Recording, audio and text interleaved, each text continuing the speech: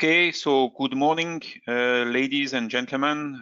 Very happy to start the second part of our webinar on cybersecurity data sharing. I would like to, of course, cybersecurity is an essential topic in the current situation of further digitalization of the electricity system across the value chain. And these webinars are very important to entertain exchange on best practices. So thank you for joining today. We organize this together with our partner, ENTSO and ENTSO-E. And the purpose of this webinar is to present but also exchange and hear about your question. So first, I would like to start with a few housekeeping aspects. So the videos and audios are allowed only for speaker and panelists. So the speakers should switch their video on when they speak and then off again. And I will myself raise questions after each of the speakers' intervention on the basis of what I see appearing as key question in the chat. So please pose your question in the chat indicating your name and company institution, and we will make use of these questions to have Q&A after each of the session. So I would like now to immediately switch to the content of our webinar, and we are going to start this morning with a first keynote address from Jakub Boratinsky, who is the active director in charge of digital society, trust, and cybersecurity at the DG Connect of the Commission. So I hope that Jakub has managed to connect. I still don't see him directly into the connected people, so maybe I suggest, in order not to waste time, to switch to the second presentation and then come back to the keynote address, hoping that he will connect in the meantime, who is going to be done by Anios from the managing director of ENTSO-E, who is going to speak on how data sharing is crucial to accelerate technology cybersecurity improvements. So Anios, the floor is yours. Thank you very much, Laurent. And thank you for the opportunity to discuss cybersecurity with this distinguished community. I'm very happy that we can do this the third year in a row, together with our partners ENTSO and ENTSO-E, and with an expanding community engaged with security. So I find that very good sign. So can I have the next slide, please? So to start with, I want to look back to our successful first webinar on the 7th October, from where I'd like to reiterate some of the key messages. Frans Strenfel pointed out the need to secure the web of energy and made it clear that responsibility goes beyond single organizations or even sectors. Mrs. Katarina Sikov pointed out the need to get technology in control, also of global players building our critical infrastructures. Guido Guida emphasized that standardization and harmonization is a must if we want to be successful in addressing cross-border challenges. Saad Kadi stressed the importance that we need to understand threat models. You can't find a solution if you don't know the problem. Finally, Maarten Hoeve demonstrated how IoT infrastructures are becoming an attack vector to compromise the grid. Which brings me to a key question. Who is in control? Can I have the next slide, please? So last webinar, Maarten Hoeve showed how new critical infrastructures are created and how this impacts the grid. He provided the example how large manufacturers of residential PV inverters can become critical infrastructures. Many inverters connect to servers of their manufacturer.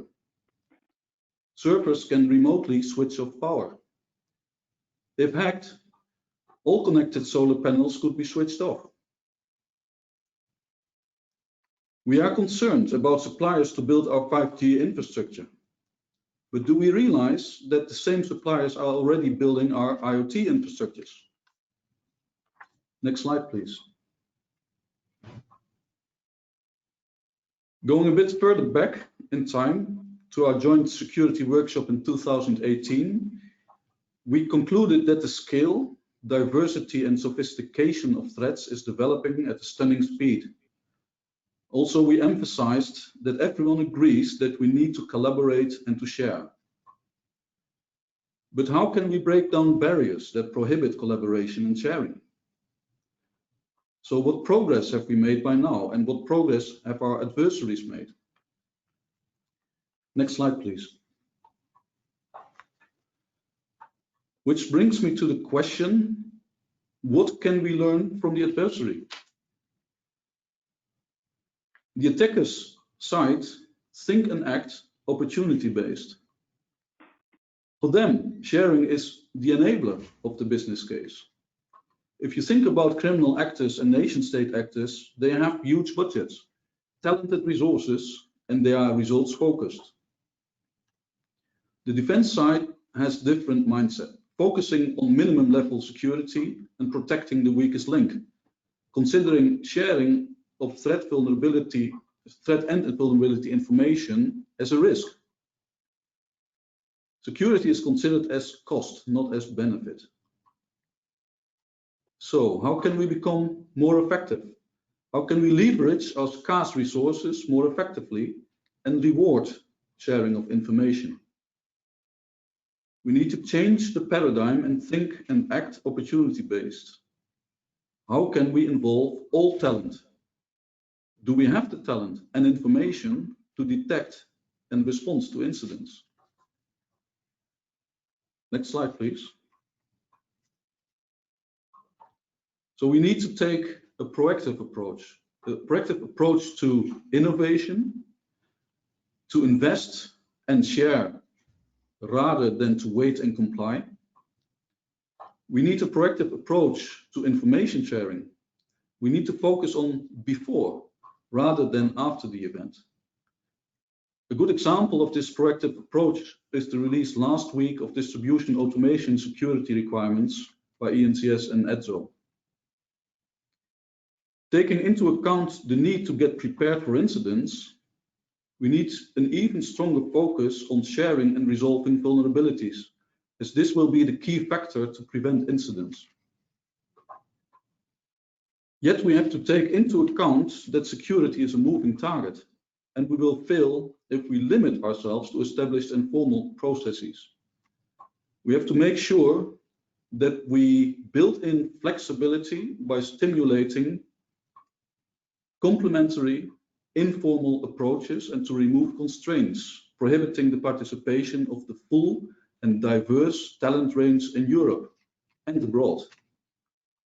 All critical parties should be in the regulatory scope. All talent should be stimulated to participate. Thank you very much.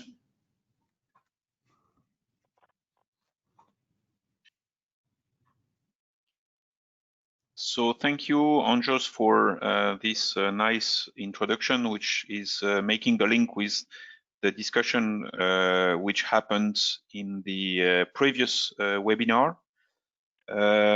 So I still don't see much question for the moment. It looks like we still need a bit of a warm-up. So please, if you have any specific question to the introductory statements which Andros has done, feel free to ask them into the chat, chat box which you have, and I'll be very happy to raise them.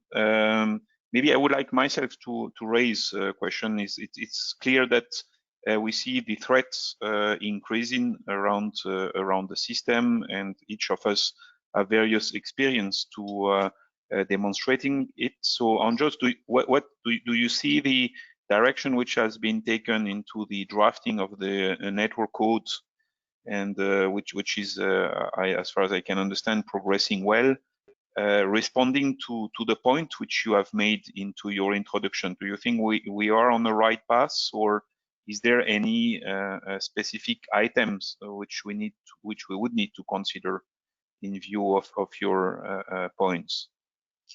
Yeah, I think. Thank you for the question, Laurent. I think that indeed, in the network code preparations, the right considerations are being made. Also, I think from the efforts that have been ongoing in the last few years, that we have made considerable progress. Nothing really bad happened in the infrastructure side and the grid side. And I think the awareness that we really need to take an extra step, if you will, and to really look into how we can organize our information security management systems and make sure that it's also, let's say, mandated that it happens to level up security all across Europe. The fact that you need to involve the experts to work with the domain, I think this is all very well reflected in the discussions for the preparations on the network code. Also, I believe the inclusiveness of the various parties that are important is a consideration that is quite well, let's say, resonated at the moment, not only in the network code, but also I think in the consultation for the NIS directive. So I think good work is going on, and we really need to continue with it and don't lose time. So I start seeing some question now. So one question is, can we become a bit more concrete on recommendation? What type of measures are recommended, and node hardening, anomaly detection, etc. So that's one of the question. Yeah, I think this. Yeah. Sorry. Please. Yeah, I think this is actually very much in scope of the discussions of the network code. So I think there they will be quite, exact on the actions that are being proposed on that side as well. And I think also in the meantime, there is a lot going on already in the formal groups. So you have the cooperation groups, you have the CSERTs, you have the ISACs, and so, but what also happens very concretely is that the communities of experts in the various grid operator organizations, that they have their own communities where they also share this type of.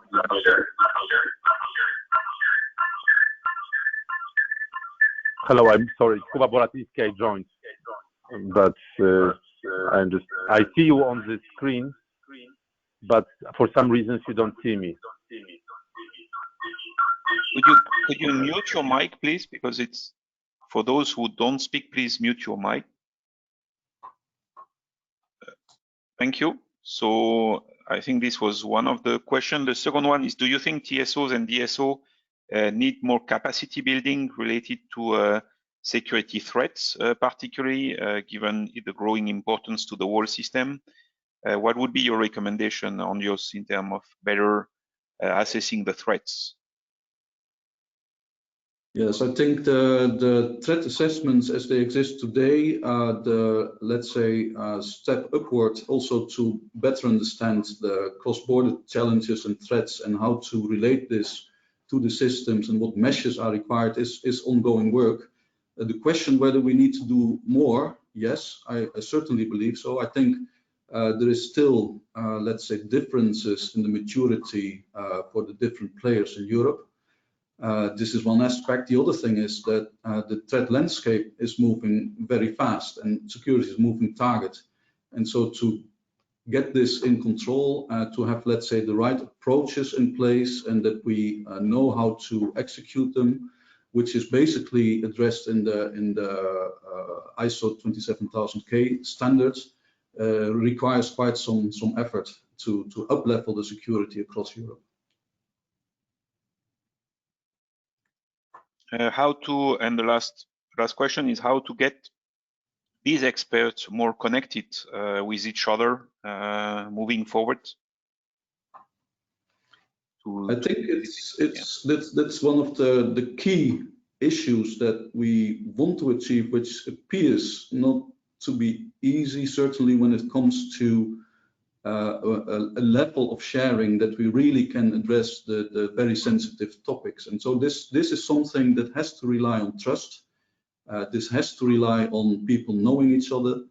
And this is why I emphasized as well why we also require very much an informal approach next to the formal approach, because there is a lot of value that can obtain there. And actually we have experience in this. I mean, in ENCS, we organize these type sessions and the so-called security roundtables. And so I think this is an example of the approaches that we really require to, let's say, become more effective. Yeah, it's good you mentioned this, Andrios. I must say we are at ENTSO-E very happy of the interaction which we have with ENCS onto our various training, red team, blue team, and so on. And I would really engage people wanted to know more in that space to approach you on several of these various areas. I still don't see our other speaker connected. I'm here okay. Connected by phone. Okay, sorry for that. So the floor is yours. Thank you very much for joining. And I've already introduced yourself, so you can speak. Yeah, I really regret, because I was connected from the very beginning. It just was indicated that my buttons are muted by the organizers. That's why I cannot speak. Okay, sorry for that. So please. Yeah, so I don't see, I had to disconnect because otherwise there was an echo. So I don't know, so I won't be able to follow the presentation. So I suggest, maybe you, do you have a presentation, my presentation in front of you? Yes, we see it. So you can say next slide or give the slide where you want to speak about. Okay, excellent. Just let me just navigate this. Okay, so we are on slide 2 if you want overview. Okay, the problem is that I have some more problems, but okay, what I will do now, I think I will have probably to follow the presentation because I cannot unfortunately see the presentation now for some strange reasons. So let me again thank you very much for the invitation and for being able to address this important conference. I must say that cooperation with the stakeholders in the energy sector is for us one of key areas of our actions. Definitely what we are seeing today is that as a result of the crisis, digitalization actually has accelerated in a very unprecedented way. Also what we are seeing is that with the proliferation of interconnected devices and the rollout of high capacity communication infrastructure such as 5G, we are indeed, and I think the previous speaker spoke about it, that the surface of attack is expanding radically. So this is within that context, that we really have to take a very consistent action to make sure that our digital infrastructures or general infrastructures, which are increasingly underpinned by digital technologies, are resilient against increasing cyber threats and incidents. And I think I always have in the back of my mind that this is actually in the energy sector that for the first time we have seen, let's say, a very, I would say, kinetic effect of cyber attacks with the famous attack on energy networks in Ukraine, which basically led to a very tangible effect of people being deprived of electricity. Now I would like to say a few words about, let's say, main priorities of ours. So the NIS directive is now undergoing a review. As you may know, I mean, this is the first horizontal EU cybersecurity law, which basically covers in a way the baseline requirements. So on the one hand, we have the major developments in terms of member states building up their cyber security capacities, developing national strategies, creating competent authorities and CSIRTs. We also had important developments in terms of European cooperation. That was mentioned here. And finally, of course, we have a set of obligations for the companies. What we see that in spite of this progress, that the level of protection in the EU remains insufficient. There are also quite important divergences in the way directive has been applied across the member states. I mean, that is why we have anticipated the review of the directive and We have engaged with a wide range of stakeholders in the consultations. The consultations have finished beginning of October, and we have been consulting very widely on key elements of the directive. I think one of the slides shows this, so we can share it later with the participants. So we are also discussing this issue very regularly with the member states, notably in the context of the NIS cooperation group, and basically we are going to indeed come up with the assessment of the functioning of the directive and the revised proposal by the end of the year, addressing the issues related, I would say broadly speaking, to make sure that the scope is really up to the challenge. So we are definitely reflecting on how to extend the scope, also how to align different requirements for the companies, to make compliance also more straightforward and useful. And there are a number of other, let's say, elements that we are thinking about to also very much incentivize voluntary information sharing, which is indeed essential. So far, we have seen that the number of incidents reported due to the high threshold has been rather limited. The future network code is one of those important developments where in specific sectors we will have rules which would complement NIS directive. We have seen this recently in the adoption of a proposal for the cybersecurity in the financial sector, so-called DORA. But in any case, we also see that in relation to, especially to the network, to the grids, this is an area where, we, in a way, it's one of the most mature areas in terms of awareness of cybersecurity risk and actions. So we are working closely with our colleagues from DG ENER on this. I wanted to mention also the certification under Cybersecurity Act. This was, the Cybersecurity Act adopted last year, created foundation for the cybersecurity certification framework. The tool generally aims to basically provide users with more information about security features of a variety of products. We, in a way, apply here a normal sort of internal market approach to the area where so far we only had some few, mostly national initiatives. We now work on the two first schemes, one which is based on common criteria, another one relevant to the certification of cloud services. I would say both could be of some relevance to the energy sector. We expect to publish a so-called Union Rolling Work Program by the end of the year that would give a strategic vision of priorities in the certification.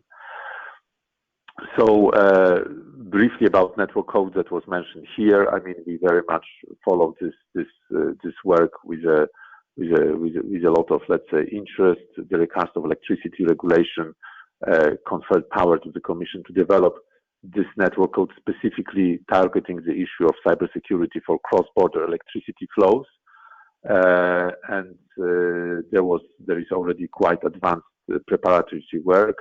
And we indeed expect that this would be an important delivery for the next year. What is also a very important, let's say, way to ensure compatibility between the sector developments and also the broader NIS horizontal ecosystem is the work of Work Stream 8 devoted to cybersecurity under NIS cooperation group and the link with the electricity coordination group. So, by the way, the report about this preparation of the network code will be shared with the member states through that group by the end of the month. I would like also to inform you about an important initiative which is created to the Cybersecurity Competence Center and Network, which is the Commission proposal presented back in 2018, and now it's in the final phase of negotiations. The idea is how we can better support innovation and industrial policy in cybersecurity, how we can pull together the expertise from member states, the funding that goes for research and deployment of cybersecurity solutions, So the idea is that this center would implement the cybersecurity funds, which would be available under Digital Europe program and Horizon Europe program. The center will not be in isolation. There would be a network of national coordination center on cybersecurity, and all of these efforts we very much hope will contribute our efforts towards technological autonomy, specifically through being able to deploy large-scale cybersecurity projects related to cyber threat intelligence, cybersecurity hardware, and I would say also, different measures that can support also, information sharing and cybersecurity certification. The center will actually interact with the research community and different industrial sectors. So we feel it could be also of quite relevance to the sector, to the energy sector. On new cybersecurity strategy, we will be updating the current strategy, and we would very much use also different contributions that we have received in the context of consultations, notably on the NIS review. And I think the idea is indeed, to take a stock of where we are 3 years after, the strategy was adopted in 2017. But also we want to take into account of a very fast evolving threat landscape, and of course new challenges that we have seen amplified by the COVID pandemic. Finally, perhaps a few words about the work on 5G security. As you know, this has been identified as a matter of an absolute political priority. Commission has adopted recommendation on cybersecurity of 5G networks, and that kick-started a very close work with member states on coordinated risk assessment, as well as on the creation of a so-called EU 5G toolbox, which was the list of strategic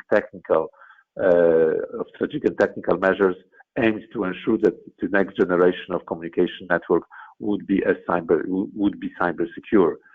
This ranges from technical measures to also analysis of non-technical risks related to the risks related with specific suppliers and vendors. 5G is going to be a game changer, for different types of use cases. Certainly, it's of great importance also for the energy sector. So I suggest I would stop here, and would be happy, to take some questions. And again, I really regret, I couldn't follow this normally, let's say, through the video link and with the presentation. Thank you very much. Okay, thank you very much for your intervention. I think it was very clear, and in the meantime, we managed to flip through your slides, so I'm sure the community was able to follow your speech very clearly. Maybe on the question which we receive is related to the cloud certification. Could you maybe elaborate more? What do you mean by, do you want to certify cloud provider? Yes, now we are at a stage of, I would say, intensive preparatory work, which is carried out according, to the Cybersecurity Act. The preparation of cybersecurity scheme is in the hands of, ENISA. In the hands of ENISA, in the sense that ENISA is coordinating the process of involving through the ad hoc group set up for that purpose, different stakeholders from the industry. And indeed, the purpose is to actually provide for assurance related to provision of cloud services. Now, various issues obviously under the discussion, the level of assurance that such a scheme would have, the specific standards that would be used as a benchmark, evaluation methodologies. All of that basically is an element of the very intensive, I would say, technical work that is being carried out now. So that as a result, we basically have a scheme which precisely defines all those parameters and is then turned into EU legislation through an implementing act. So that's how we are working. So anyone who is actually interested in details of this work is very much welcome, to contact ENISA. Okay. And of course, it's very important in this process that the users' views are, let's say, fully taken into account, that we have a proper balance of different interests in the process. Maybe I would like to continue on the question is, do you feel it will require then to move towards European sovereign cloud for critical infrastructures?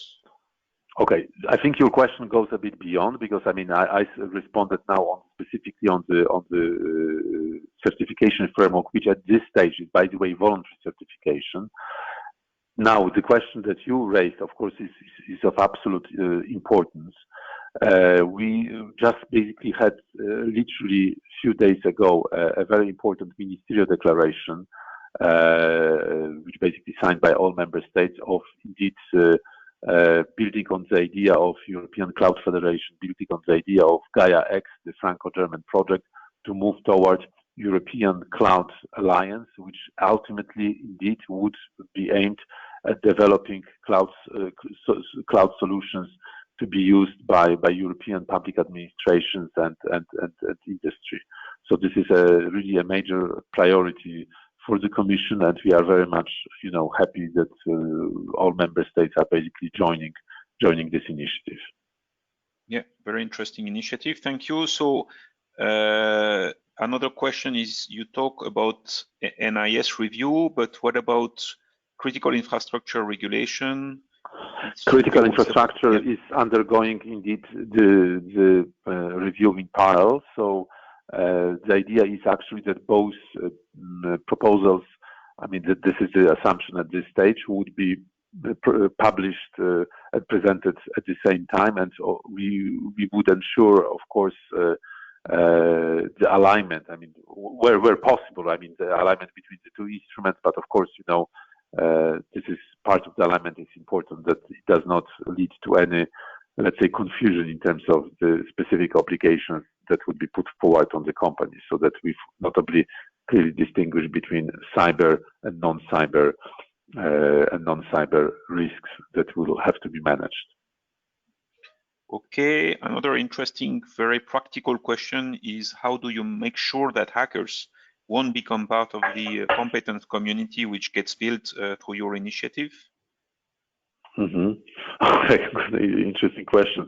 I mean, obviously, when we speak of the competence center itself, I think, like in any sort of public organization, you obviously scrutinize the people who work for the important, let's say, public bodies.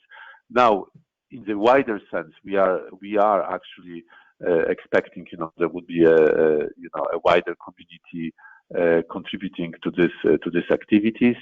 Part of this community, by the way, are also white hat hackers, so ethical hackers, which play a very important role in basically overall cybersecurity ecosystem. So yes, I think there would be a space to definitely work together with ethical hackers for the and in terms of avoiding having any insider threat. Again, I would say this is also part of a comprehensive management of cybersecurity risk that every organization needs to take appropriate measures by screening people professional history, by making sure that proper recommendations are being solicited, etc. And of course, there is a clear system, within a particular organization, which again is geared toward mitigating the risk of an insider threat. Okay, so thank you very much for this presentation and these very wise inputs and answers to our question. I would say that collaboration between member states is very important into that space. That's what we learn from recent incidents which we were exposed to. And so I think the next step which you presented in the NIS revision is a very important step to facilitate that moving forward. So thanks again, and I will now switch to the next speaker with Steve Purser, Head of Core Operation Department of ENISA, who is going to speak about cybersecurity capacity building in Europe. So Steve, the floor is yours. Thank you very much. So good morning, everybody. And thank you to the organizers for inviting me to come and speak to you today. I had a few problems joining. I hope I don't have a lot of overlap with what Kuba has just told you, but it might be logical because, of course, we're working on many of the same issues. So I don't have a presentation. I just intend to talk to you for around 20 minutes. And what I would like to do is explain a little bit about where ENTSO is now, because there have been some significant changes over the last year. Then I would like to talk about the key instruments for capacity building, especially as it affects energy. So I will gear my comments very much towards your community. And then I'll come back to ENTSO and explain a little bit our involvement in capacity building at the EU level, how to engage with us, and the kind of things that are going on at the moment. So I assume most of you are aware, but for those who perhaps follow EU developments a bit less, there was a big change for ENTSO around June last year with the coming into force of the Cybersecurity Act.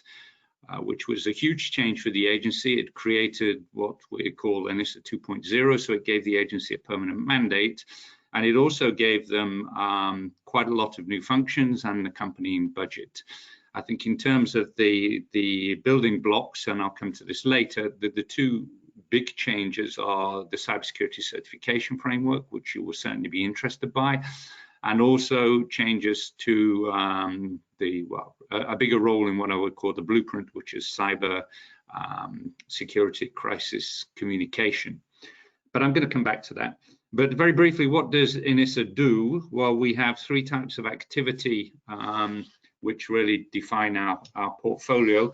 One is we produce around something like 50 to 60 deliverables a year on a whole range of subjects, ranging from very, very techie command line stuff up to policy and strategic level. That's all on our website. It's all free. I do encourage you to go and look at it. There's a lot of what we believe is very useful information there, including information specifically geared towards your sector. And you can find that under the publications tab on the ENTSO website. We also do a lot of work in terms of policy support, and that's what today's talk will be about. It's how do we support public policy from two dimensions. One is how do we help the Commission develop it in the right way? And then secondly, how do we help the Commission and the Member States implement it? And the third kind of activity that ENTSO is involved in is the hands-on work. And perhaps the best example of this, and I'm sure you're aware of this, is the Pan-European Cybersecurity exercise, in which we get all member states playing together in what is not a desktop, but is a live simulation of attacks in several stages. So that's pretty much what ENTSO does, but I would like to stress before I move on to the core of the talk, we can only do this because we work in partenariat with people like yourselves. So everything ENTSO does is really done hand in hand with the operational communities, and that's where the strength of the agency comes from.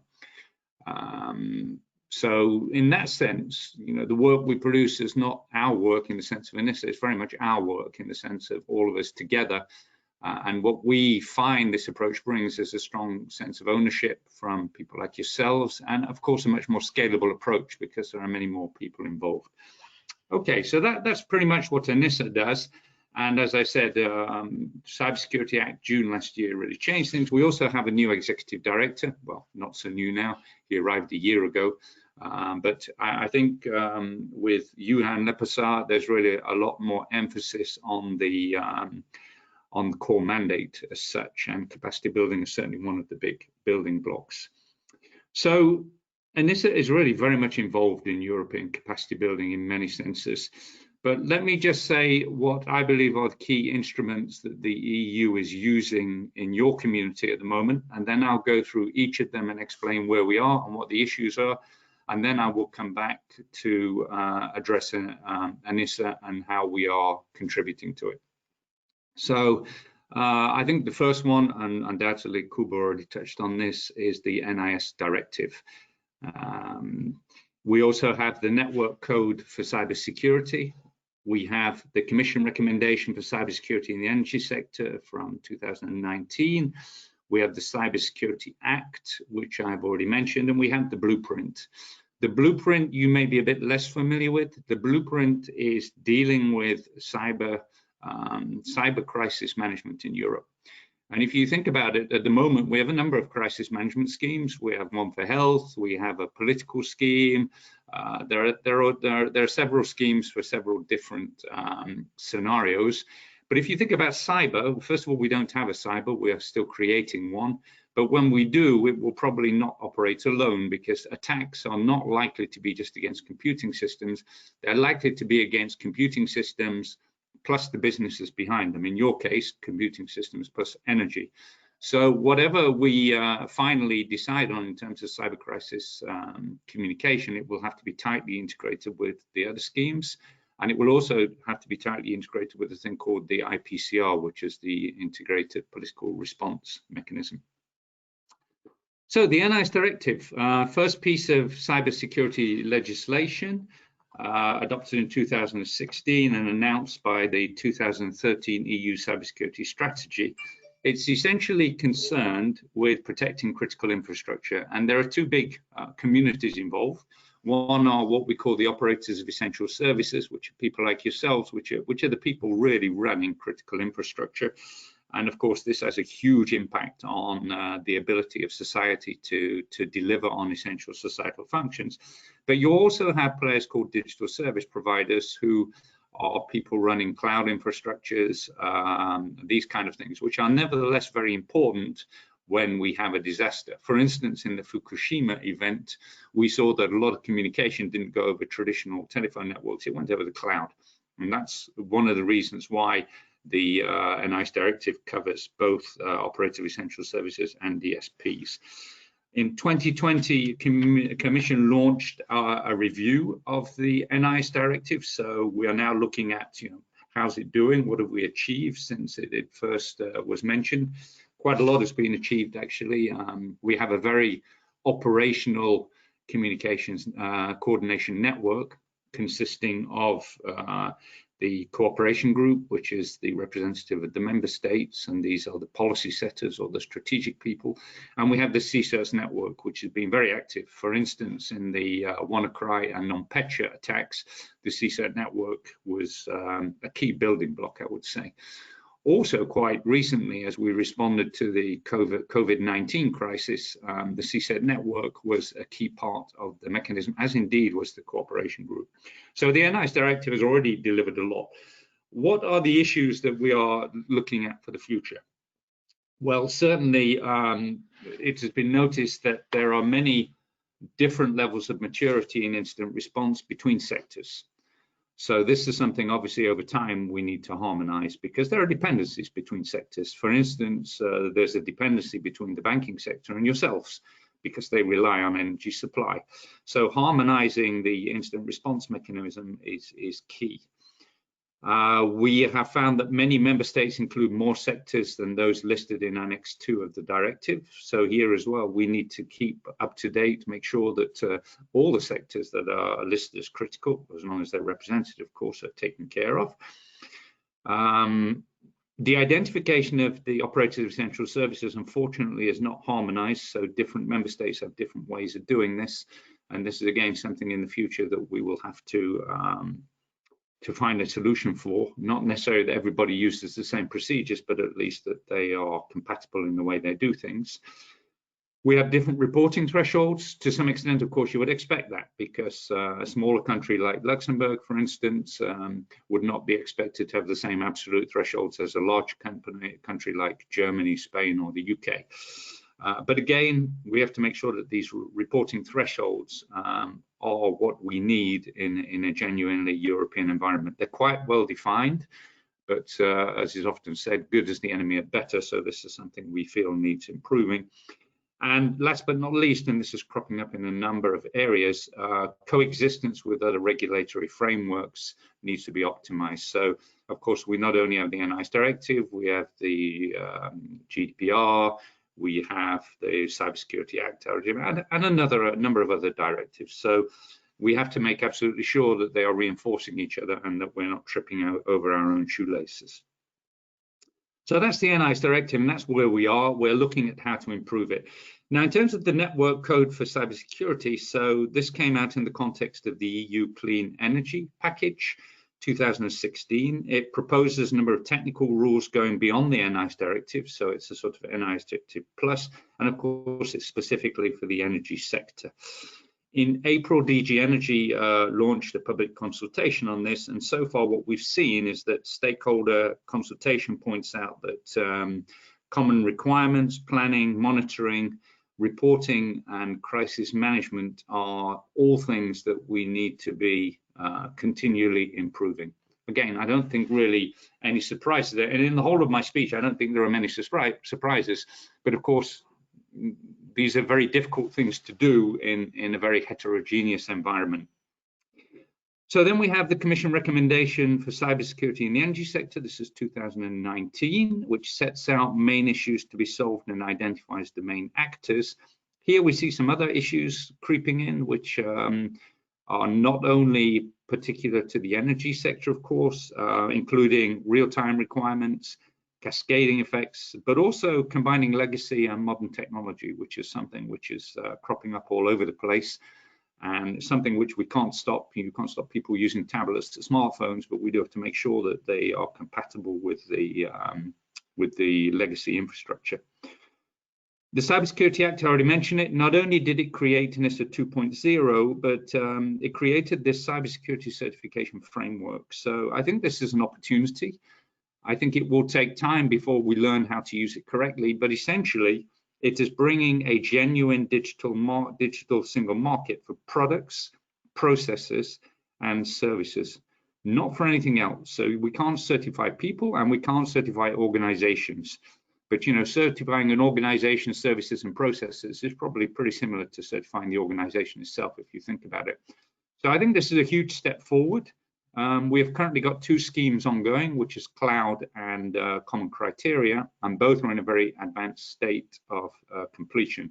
So things are looking good, and I have a feeling that this could be used to good effect in your sector. And then last but not least, the blueprint, as I said, which is this cyber crisis communication framework. So this is tremendously important, and I think I'm not sure if you're aware of this, a very recent development, but the member states have recently created the Cyber Crisis Liaison Organization Network, which is known as Cyclone.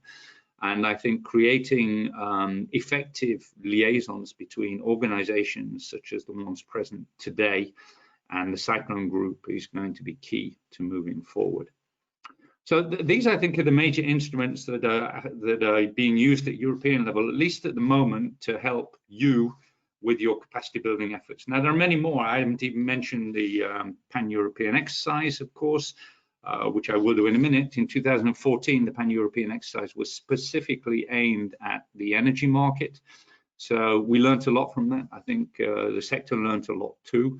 It's just an example of something that is not in these things, but which is nevertheless useful, I think, for your community.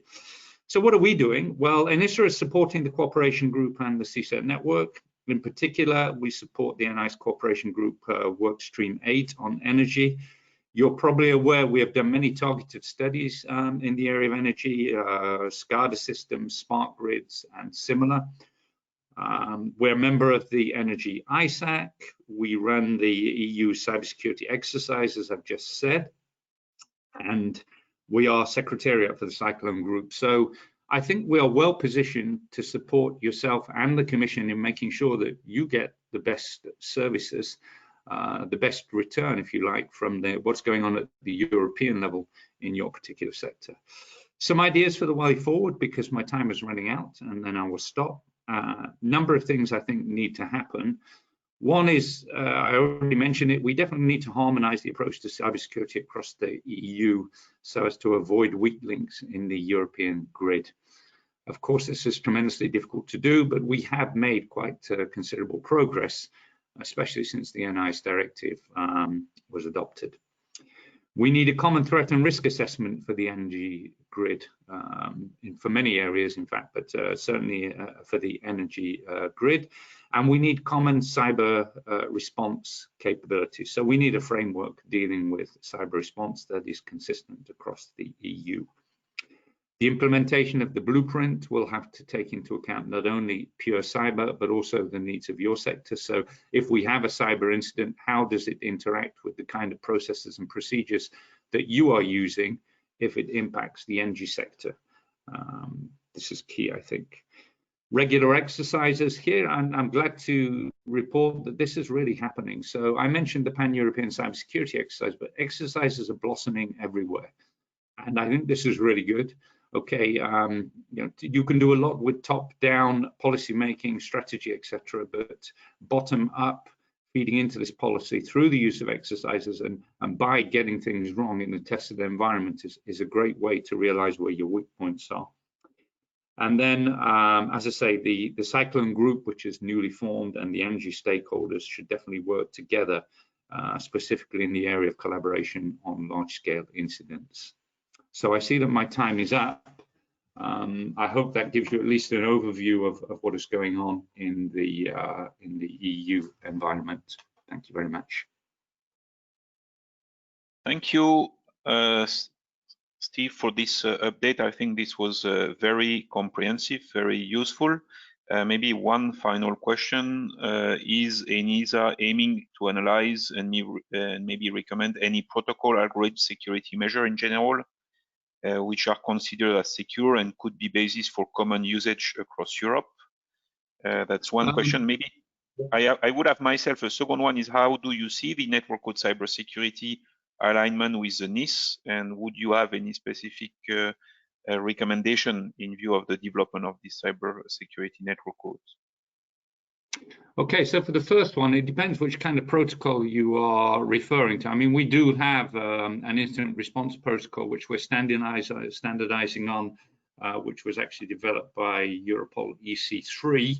But of course, we're always looking at new possibilities and new procedures and techniques. In fact, the development of what we call the SOPs is one of the key parts of the blueprint. SOPs being standard operating procedures.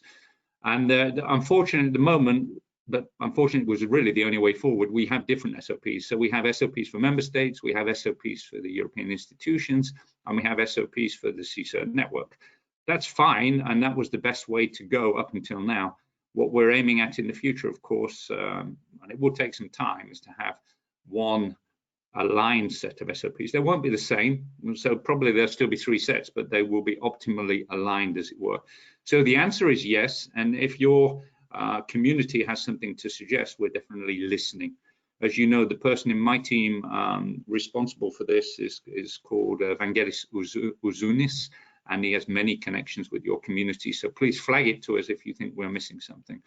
Now, for the second point, I wouldn't say there's anything particular in the energy sector and the NIS directive, except for the fact that, of course, it's a huge challenge. And what we're finding in general is the NIS directive has been extremely effective up until now, but we started off with what I would call a horizontal approach. So we tried to attack all the issues which are common to everyone. And that worked quite well. Now, of course, we are at a more detailed level.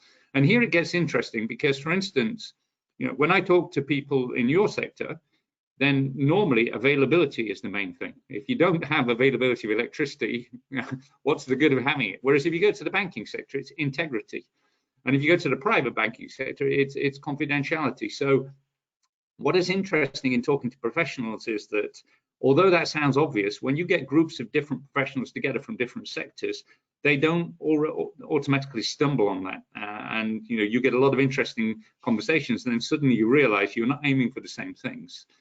So I think we have a double work to do. One is to realize what people's priorities are and how we can make sure that everyone realizes their priorities while working for the common good.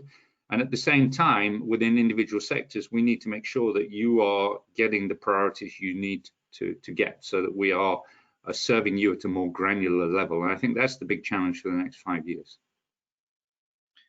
Okay, thank you very much, Steve. Very wise suggestion. So we are now going to switch to the next speaker, and Thank you. of course take your input for the next panel. So now I would like to introduce a colleague from ENTSO-E, so Keith Buzzard, who is our security officer, ENTSO-E, and who will provide a status update on the European network code cybersecurity. So Keith, the floor is yours. Good morning. Can you hear me? Okay, Laurent? Yes. Yeah. Okay. So first of all, I'd just like to say that I'm a member of the informal drafting team for the Cybersecurity Network Code. So I represent the informal team, which consists of 12 members. I have 15 or 20 minutes to talk about the latest thinking and developments regarding the Cybersecurity Network Code for the European energy sector. So I'd like to cover three things in particular. First of all, the current timeline, where we are on the network code and where we're going. Secondly, the 5 recommendations that the informal team is currently looking at and developing. And thirdly, looking ahead, what would be the benefits overall if we were to collectively adopt these 5 recommendations? So we could go to the first slide, please, or second page. So here's the timeline. As previously stated, we did have a kickoff meeting in Brussels in February, and the informal drafting team was selected, 12 members. We did deliver a first interim report to DG Energy in June.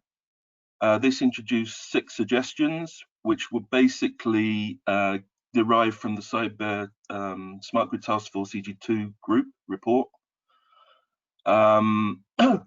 That was accepted by the Commission, and we then had informal consultations within ENTSO-E representing the TSOs and 4 DSO associations. It was only kept within those 5 associations. We wanted to understand from the TSO world and the DSO world whether they thought these were good ideas and they would fly, they would get off the ground, or otherwise. That was the objective of the summer consultation. But generally, the feedback we got were these initial recommendations were good and should be developed in some way. Next slide, please. So I won't go over these. You probably read the first interim report, but these were the 6 pillars. And the second report I go into in a minute, we've eliminated one of these pillars. Okay, so carrying on with the timeline.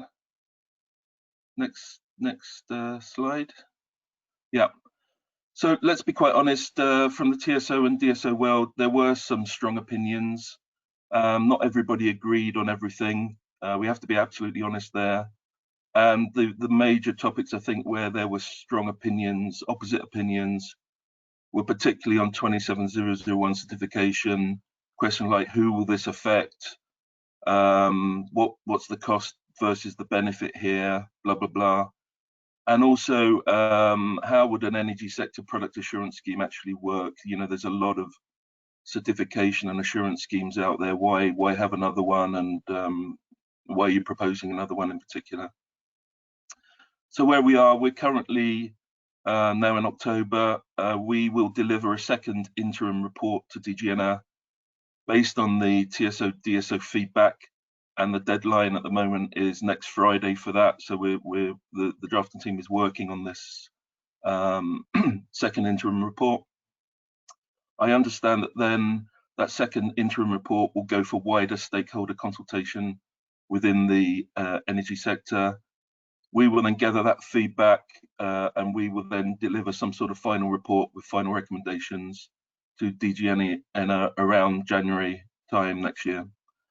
But as already been stated, we will then kind of go from an informal drafting team to a much more formal network code process when particularly the EU DSO organization is established and has a legal mandate to do network codes, as is the case with ENTSO-E at the moment. So that's where we are on the timeline. We go to the next slide.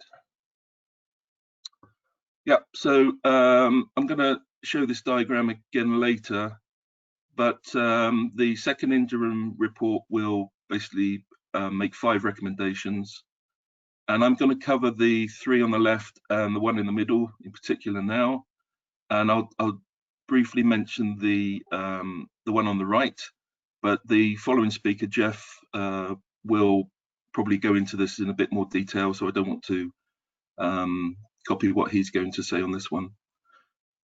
Okay, so the first, if we go to the next slide, please. So the first recommendation is that we must do cross-border cyber risk assessment properly moving forward. At the moment, TSOs do their own individual risk assessments and DSOs do their own individual risk assessments, but there's not anybody really looking at the big picture and saying, well, if that happens to my neighbor, what could be the knock-on effect, the cascading effect of me? So some organization, some working group needs to, with a mandate, needs to perform cyber risk assessments properly. And the bottom line here is really identifying what is it the bad guys need to get to cause the damage. So this group wouldn't have to identify what are our critical business processes and event materialization. So if the bad guy gets into that system which supports that business process and does that, then they could cause a blackout, they could do this, they could cause that. So this is key. If you get this right, I think a lot of the other things will naturally work. If you don't get this right at the beginning and you make wrong assumptions about cross-border cyber risk, then you're starting off from the wrong assumptions and things won't work. So yeah, somebody's got to take this seriously. Some working group body has to do this seriously and identify what are our critical business processes, basically. Let me give you some examples. So maybe loss of generation in a synchronized area causing an imbalance of it. Well, it depends on the synchronized area, but for the European one, 3 gigawatts is the magic number. If you cause an imbalance of 3 gigawatts, you can cause blackouts.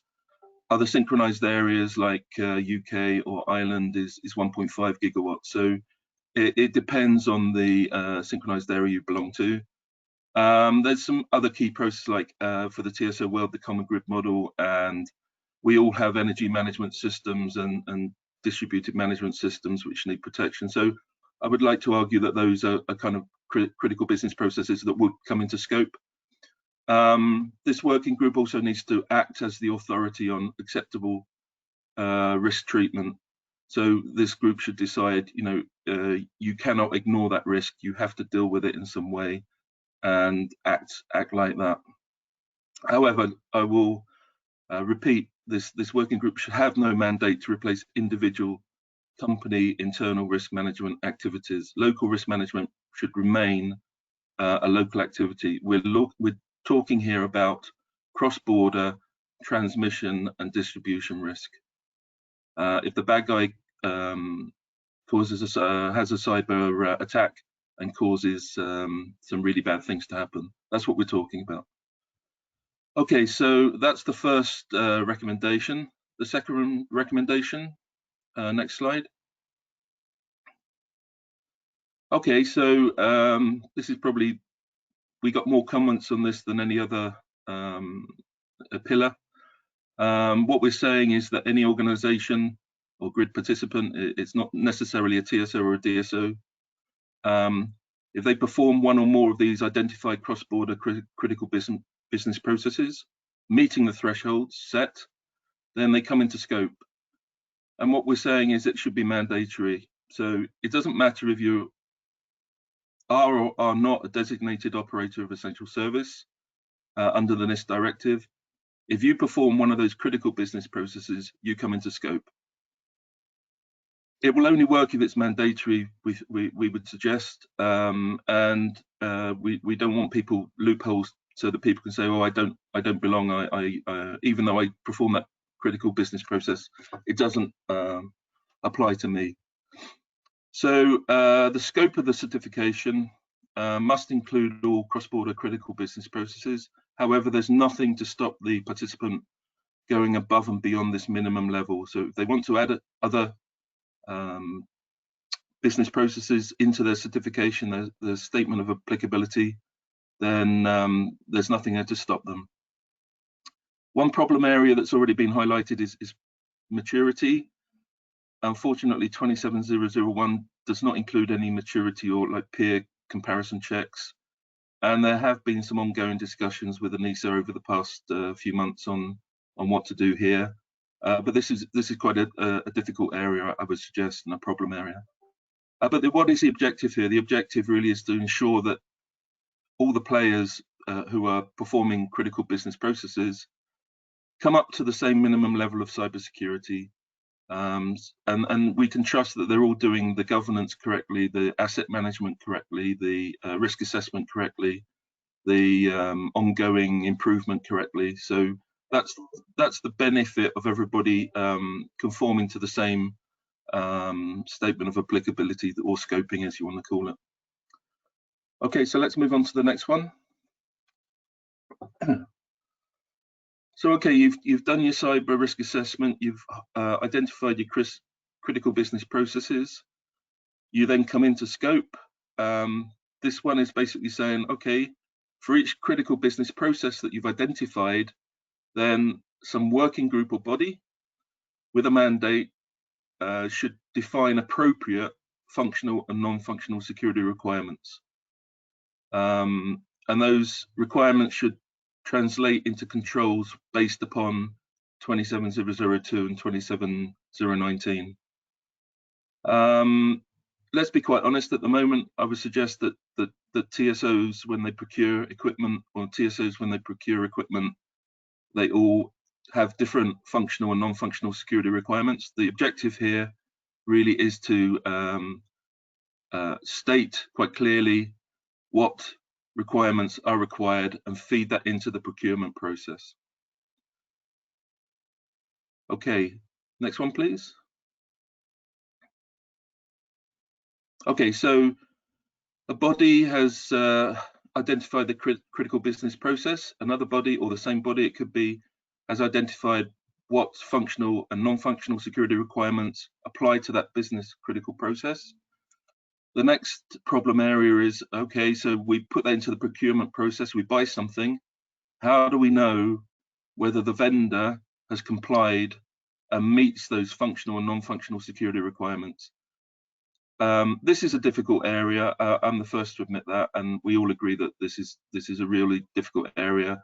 But what we're leaning towards at the moment, what we think would be the best for the energy sector, is to have a light, agile assurance scheme using repeatable test case scenarios, so that testing can be performed quickly and cost effectively. It's an emotive subject, I know. Common criteria is noble in its aims, but it takes a lot of money and it takes a lot of time. And we are suggesting here that what we need is a light, agile assurance scheme, not a heavy, expensive, long drawn out assurance scheme. We also are saying that test results should be available to everyone.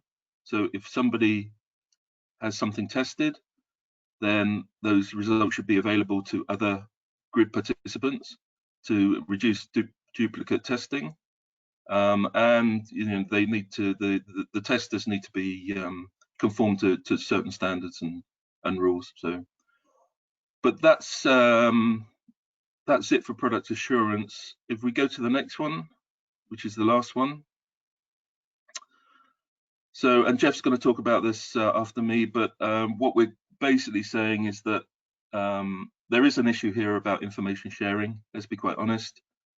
The only way this is going to work is if we share information in a sanitized way. So the thinking here is that we establish some sort of CCERT for the European energy sector, and TSOs, DSOs, and other grid participants who perform business critical processes, if they have an incident or they identify a vulnerability in equipment, whatever, they need to notify this CCERT. This CCERT should be trusted to handle the handle this information and then distribute it in a sanitized form. After a window of time, then that information should be made public and distributed to other cert teams and vendor organizations. So what we're saying here is that there is a window of opportunity whereby all grid participants have the opportunity to check and secure their IT and OT systems against the same attack that has materialized, has happened before the details become public. Again, I repeat, the only way this will work, we think, is if the information is sanitized. We don't need to know who got hit. We don't really need to know the impact. What we do need to know are the technical details, the IOCs, the TTPs, whatever you want to call them, and disseminate that information to all grid participants. Okay, so the next slide really is just a copy of an earlier slide. Could go to the next one. Yeah, so on the left-hand side, there must be kind of ENTSO-E and EU DSO type working groups. That's the thinking, to look at cross-border risk assessment, to look at functional security requirements and non-functional security requirements, and to look at a product assurance scheme. Exact details to be worked out over the next months. You know, how would this work in reality? What kind of funding would be needed, resources, that type of thing. In the middle, you know, if you do run a business critical process, then you have to be certified. So that's your responsibility to be certified and get a certificate for those business critical processes. And on the right hand side is this CSERT that Jeff will go into in a minute. So that's the thinking on the second interim report, which will be delivered to DGN next Friday. One last slide, if I may, to go into what we think of the benefits. So in 2021, we moved to the formal network code process. Hopefully the informal team has done a lot of the preparatory work in 2020.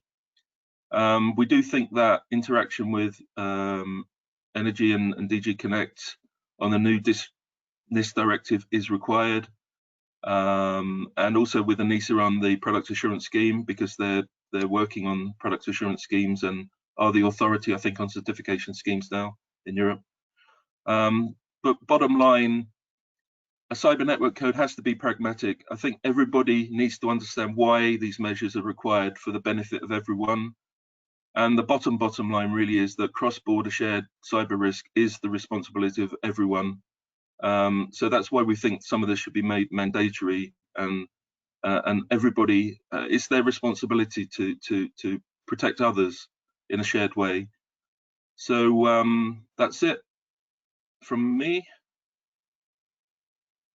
Thank you, Keith, and thank you for this comprehensive update. I think this was very clear, and I would like to highlight that this work has not been done by ENTSO-E only, and this is the result of a very good and collaborative work between TSOs and DSOs.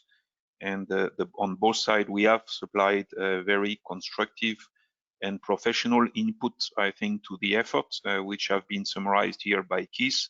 But this is, I think, a very good proof of the excellent collaboration existing between TSOs and DSOs onto that critical topic. Maybe I would like to ask very quickly a few questions to you, Keith. First one is related to the IEC 62443 standard, where one participant mentioned it can cover everything, and some utilities are already following this with their suppliers. So did you investigate this standard? How does this compare with what you propose? It's a non-functional security requirement, so you can buy a system or a component, and it can be certified to 62443, and you can also use 62443 to, for example, the security of the supply chain. So the organization that is the vendor who is making the systems or the products can be certified so that they can prove that there's a high degree of assurance that their production process is secure from design to end of life of the equipment. So that means that they have to develop patches when they know that there's vulnerabilities, and release patches within a certain point of time. So yeah, absolutely, 62443 has a part to play. However, it's not, and I think a lot of people fall into the trap and Christina, who's our expert, Christina Gabb from E.ON, who's our expert on 27001, I think would agree with me. 27001 certification is not the same as 62443. Okay, thanks. Another question is whether it would be possible to pass the test case for product assurance to the vendors so that they can perform the test before the product is released and they can anticipate this. Yeah, absolutely. Good idea. Yep. Okay. What would be the cybersecurity level for the technical information sharing body, CCERT? I suppose it would be the highest. Yeah. Did you discuss this or? Let Jeff answer that one. He's leading the. And when you expect ISO 27001 certification to become mandatory for TSOs? Well, the TSOs, we have 15 TSOs already certified. Although the scope of applicability, the scope is different for all TSOs. The German TSOs have to comply by law to 27001. So for those TSOs, this will not be a big shock. However, for other TSOs who have done very little groundwork preparation for 27001, this probably will be a bit of a shock, and they will need 1 or 2 years preparation to be certified, I would suggest. Thank you, Keith. And I would like to add that at ENTSO-E, we have decided to move towards ISO 27001 certification as well as an association and organization central to the TSO collaboration. Okay, so thank you for this. I'm now going to switch to the next speaker, and which is complementing basically the view which you provided. And I'm going to introduce Jeff Montaigne, the Chief IT Security Officer from Enedis, who is going to speak about technical information sharing. So Jeff, the floor is yours. Good morning. Can you hear me? Yes. Yes, very well. Thank you. See you. Okay, great. So I'm very happy to speak a few words on technical information sharing. And as Keith I said it just before, I'm also a member of the editorial team for the network code of cybersecurity. And I will handle this topic from this perspective, from the perspective of the group. On this issue, so we can switch to the next slide.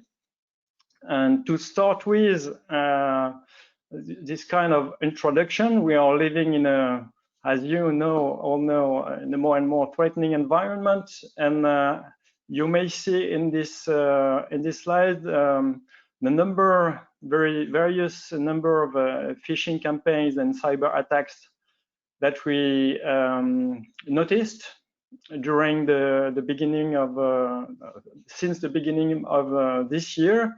And when I say noticed, is that it means that our CERT had to be very careful and to pay attention, specific attention to this kind of phishing campaigns and attacks, because indeed we have to look at whatever is happening in our environment and not only watch for what is happening to us as an organization, because TSO and DSOs are, well, can be seen as interconnected hubs with very different third parties that are connected in both domain, the domain of electricity with electricity participants, system participants, consumer, generators, etc. And from this perspective, there are lots of different kind of organization with which we are connected. And every time there is an attack or phishing campaign that comes from those partners, we have to pay specific attention that we won't be hit indirectly and then directly by this kind of threats. It's the same for the data exchange. We we are interconnected for the electricity continuum. We have also responsibility to ensure the continuum of data, the continuous flow of data between market participants, but also any kind of third parties that want to develop services for consumers, for example. And all these interconnections make our environment as DSOs and also TSOs very exposed to threats coming from any organization that is working with us, and obviously from direct threats for our organizations. So we clearly need information exchange to better react and detect those threats and respond to incidents. And that is why we need this technical information sharing. And we can go to the next slide, please. And I want just to remind what it is with a very simple definition, but to say that technical information, this is very operational. We don't speak about strategical, political, or any other kind of information, legal stuff, etc. Now, the need is to be very quickly informed of the latest vulnerabilities that may affect our systems, latest trend of virus, of kind of attacks, what we call the kill chains, the way to go and to force the defenses of an IT organization or also on OT components, because cybersecurity doesn't stop at the OT frontier. I mean, it's a general, so we have to share information not only on the general threats related to IT, to our IT system, but also the industrial or OT components that needs to be protected.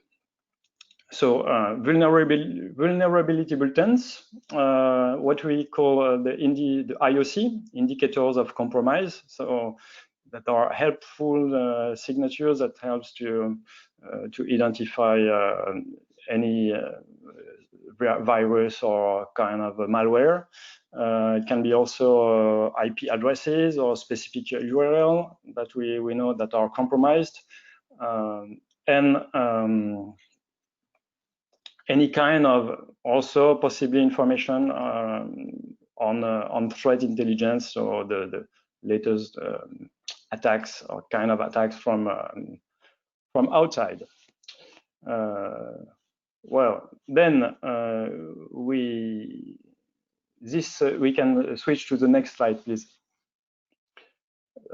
This topic is not new, and I want to just to come back to the work of the Smart Grid Task Force Expert Group 2, who delivered a deep analysis of the situation and proposition in 2018 related to the concept of early warning system. And the fact is that the NIST directive set up a kind of base for this early warning system. But we need to go further and start discussing between members on this effective application. So it also means that we have to think about incident reporting. So incident reporting is already a little bit addressed through the NIST directive, and when we are an operator of essential services, there is a communication scheme for incident reporting. But this is not enough. We are not all OES among TSOs and even sometimes among TSOs. So the idea is to go further with specific recommendations. So for the example, we have this in this report. There are some suggestions, some open items to set up this early warning system, and that will help also to share technical information. So I want just to comment the first two of those open items. The first one on classified information by member states.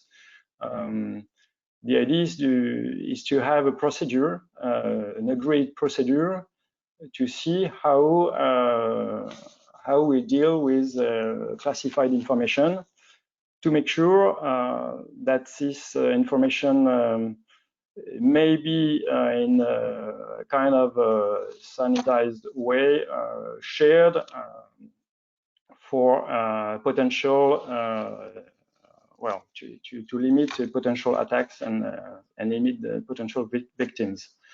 The second point, which is key, is about trust, about building trust between all actors, because we know to share technical information when you are being attacked, it's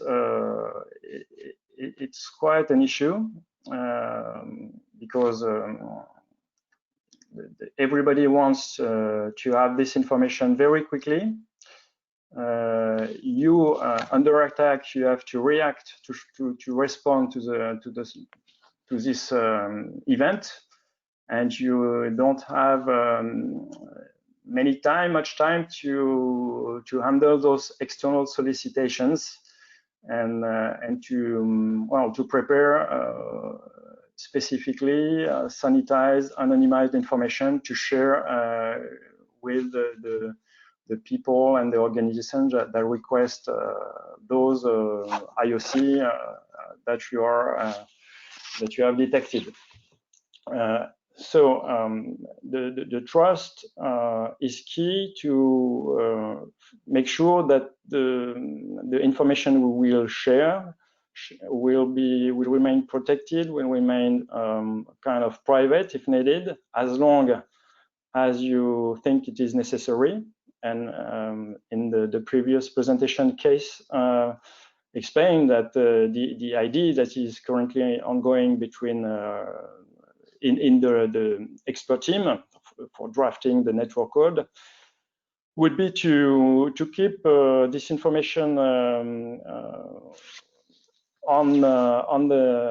inside the community of grid operators, as long as it is needed to make sure that every every member has checked and made the necessary actions to protect his system, and then this information can be in a broader perimeter released.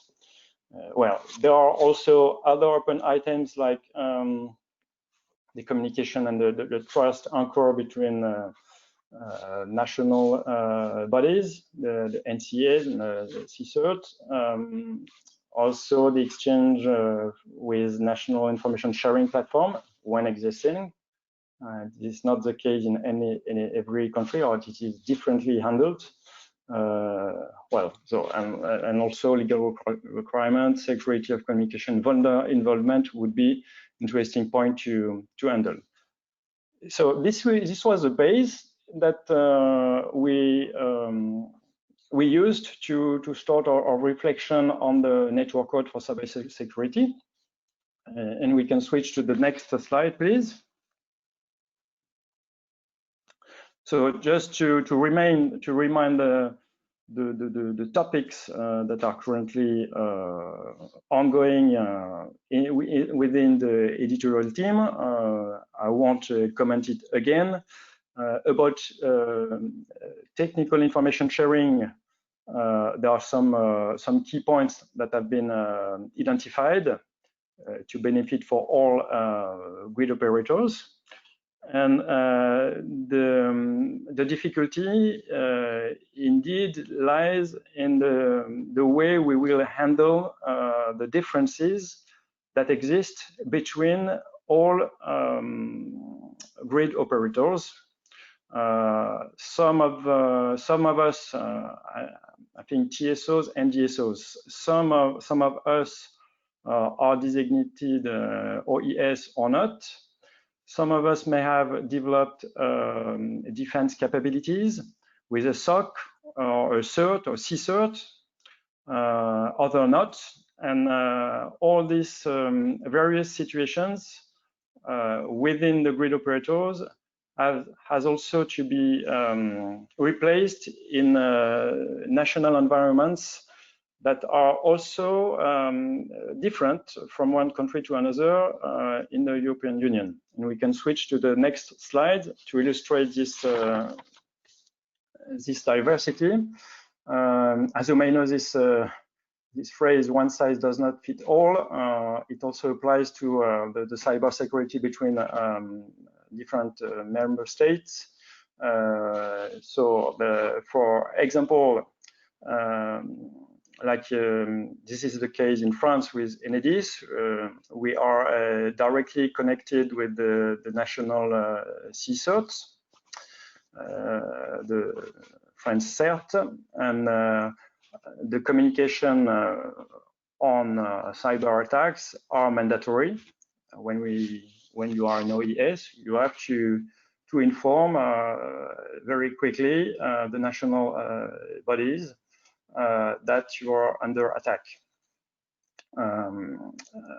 Some participants within the network code have stressed out the fact that in sometimes there could be a conflict between the way that national authorities may handle some specific attacks, and in sometimes there are very complex ones that needs to a deep investigation, and it can take some time. And during these times, there is no information sharing that is allowed, let's say. There are the case of other countries where we will find a sectorial CSOT dedicated to energy. There are some examples that we are looking into. Recently, we organized a workshop with them. So there are the Norway Craft CERT, which is created more than 5 years ago. More recently, in the Netherlands, the TSO and DSO are closely working together to share information on cyber attacks. And the last one, the Energy CERT in Denmark was created this year. And the idea is also to facilitate technical information sharing between energy system actors, and they ensure the link with the national that is required. And not to forget the fact that there is also some information exchanges within the ISAC associations. So the European Energy ISAC is one that is dedicated to energy. It's broader than just grid operators, because it includes also vendors, it includes the utilities. But the idea is to have this community of involved and committed participants to enable technical information sharing, even if, as I said previously, when you're under attack, it's quite difficult to answer to all the demands that you will receive during that period. You can switch to the next slide. So the final, the current state of reflection of the editorial team for the network code turns around the idea of a European energy CSIRT, a trusted organization representing TSOs and DSOs that may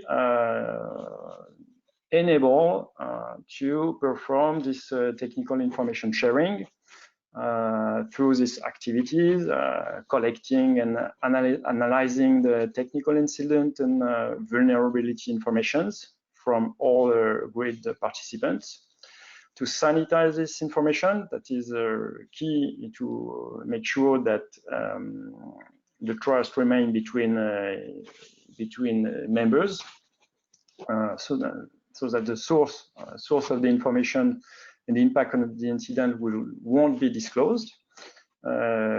This body would be able to distribute this sanitized technical information to the participant and securely distributing those informations.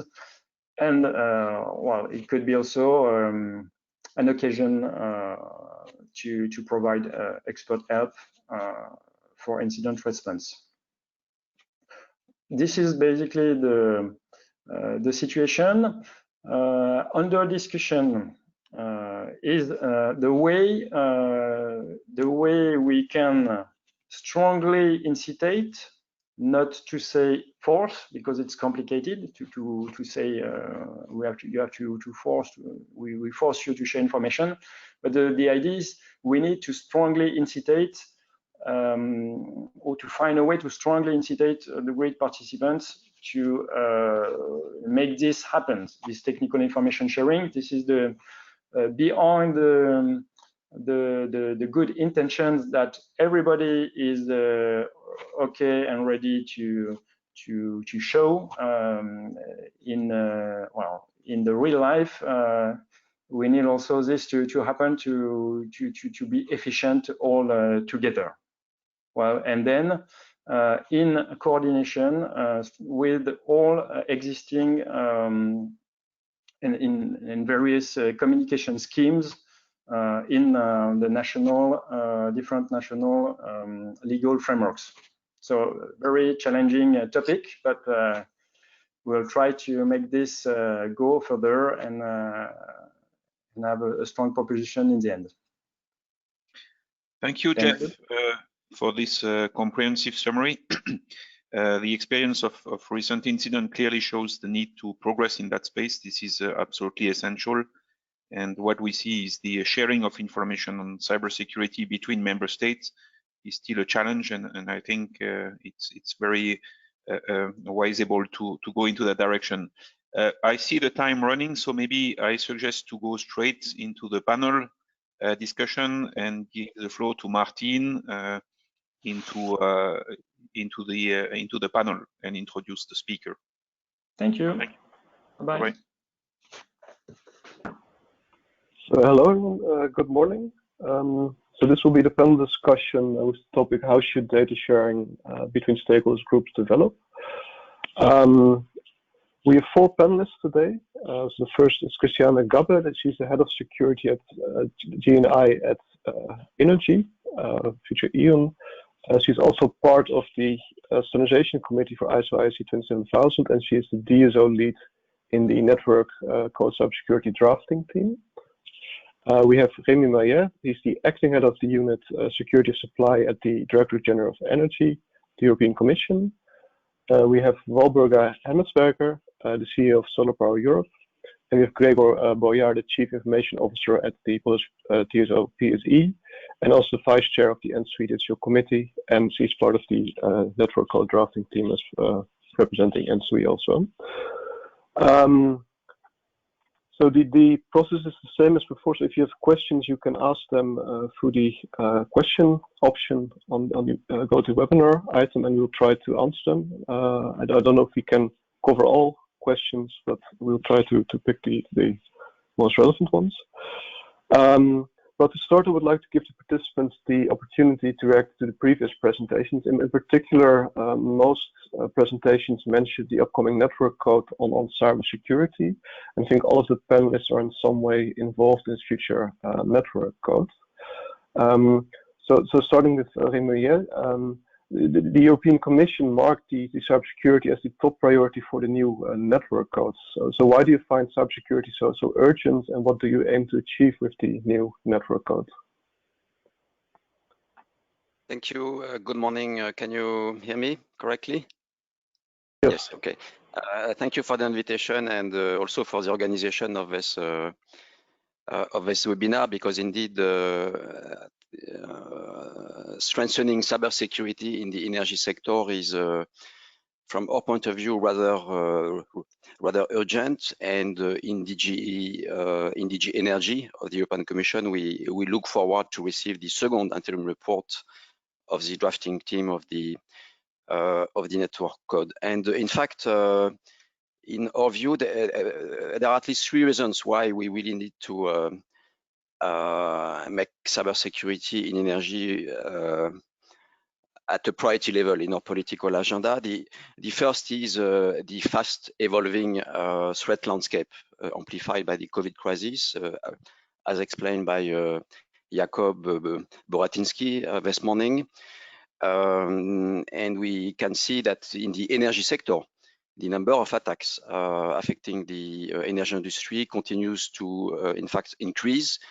And together with this trend, the risk of disruptive cyber incident impacting the security of energy supply is increasing. And between March and June 2020, at least 9 organizations in the energy sector became victims of ransomware attacks, and 5 of these incidents were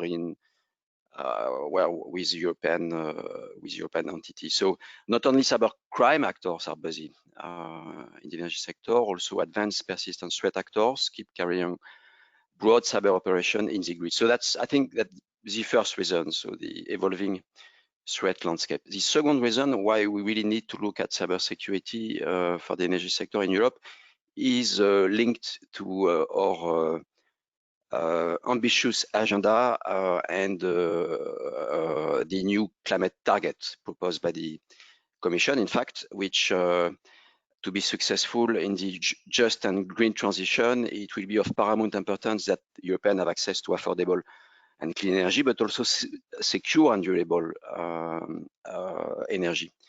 And therefore, we need to address the vulnerabilities which may come with this green energy transition. We do not want disruption caused by synchronized hacking of PV inverters, smart charging of electric vehicles, electric heating systems. We do not want energy security incidents because aggregators or trading platforms for electricity who will play more and more an important role to stabilize the grid in this new energy system. We do not want that those entities can be under attacks with possible consequences on the stability of the grid. So the third reason is that the electricity sector itself clearly identified cyber attacks as amongst the priority risks to be addressed, together with other forms of malicious attacks or extreme weather events, in the list of regional scenarios. So when I mean regional, I mean cross-border scenario established in the recently adopted regulation on risk preparedness in the electricity sector. So they are the risk really on top of the risk identified by the electricity sector themselves. So against this background, that's the European Commission adopted in July this year a new strategy for the security union covering all sectors. And this strategy introduced a new element for our energy sector, which is that it clearly calls for actions in the energy sector to better protect critical energy systems and to speed up the work on the network codes. So of course the NIS directive and this plan review bring a good baseline for cybersecurity across sectors. But in energy, we need to go further. And this communication of the Commission of July clearly recognized that with the network code, but also possible other initiatives to reinforce the protection of critical infrastructure. And so the network code, of course, that you are working on now has a clear mandate conferred by the European Parliament and the Council, which is to work on cybersecurity of cross-border electricity flows. But our broader goal, from our Commission perspective, for the European Union, would be really to ensure security of supply and ultimately a resilient energy system in a resilient European society. And we have to see the network code as one step in this process of having a resilient energy system. Okay, thank you for this answer. Then going to Christiane. So we just had a presentation, Keith Buzzard, who is the TSO lead for the network code drafting team. You are the lead from the DSO side. Is there anything you would like to add in your role? To be honest, during the work in the drafting team, it became pretty clear that there is no big difference between the goals and considerations that TSOs and DSOs have. So we all think that security is a very, very urgent topic, and we do all agree on that we do need a single baseline level of security all across Europe. As Remy already said, we have an increasing level of cyber threats, and our key as TSOs and DSOs is the protection of the critical infrastructure and its societal function as a key function. So we do agree on the same goals, and there is no big difference between TSOs and DSOs from this point of view. Okay, thank you. Then my next question is to Walburga Hemmetsberger. So first, a question from the audience is how do you see the relation between solar power and cybersecurity? And also second question, so Keith Boss already mentioned that network code may cover other organizations than DSOs and TSOs, and possibly some parties involved in solar power would be in scope. What would you think of that development? Thanks very much. Can you hear me? Hello? Yes. Yes, okay, perfect. Thanks very much for the invitation. Very happy to be here today and to discuss this very important topic with you on cybersecurity. Maybe, and thanks for your questions, maybe to zoom out before answering your questions a little bit. What we're looking at this point in time is if we want to decarbonize our economy, it will really go through electrification. I think there's no doubt about it, and it has also been acknowledged by the European Commission in the different scenarios towards 2050. There's still a little bit of a question mark from different actors or different views, basically, on how on the role of electrification, whether it's around 50% of the energy system or whether it's more towards 80%, as we, for example, see it in our latest 2050 study, 100% renewable EU. But there's no doubt that electrification will be the main tool to decarbonize our economy.